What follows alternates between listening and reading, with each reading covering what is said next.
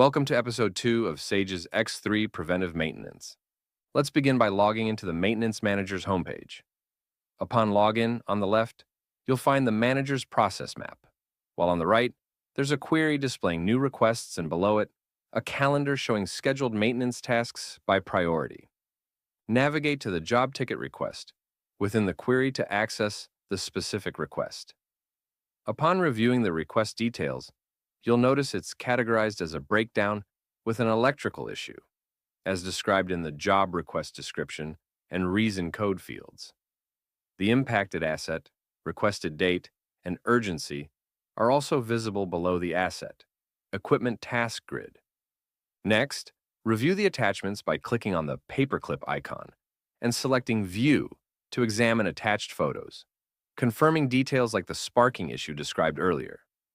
Access the notes from the production manager by clicking the word Cloud icon to view additional insights, such as potential causes like operating equipment beyond recommended speeds.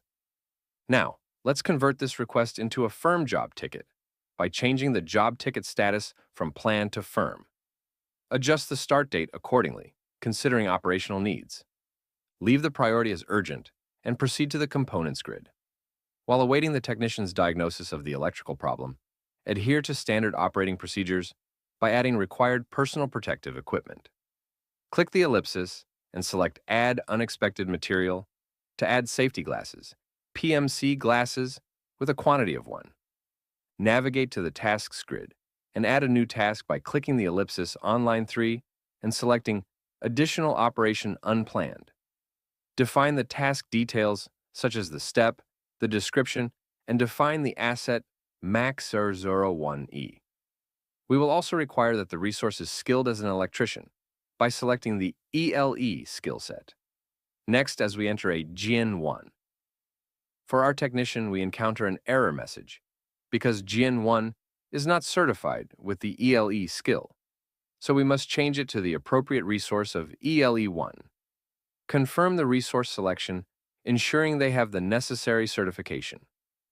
Once details are finalized, save the changes and confirm scheduling adjustments by clicking OK.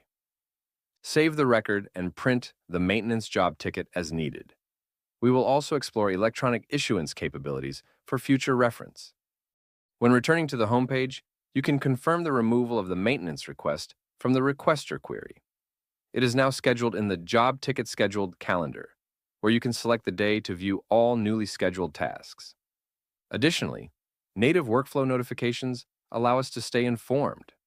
For example, an email notification is sent to the production team, providing updates on the current status, expected date of service, and the assigned technician.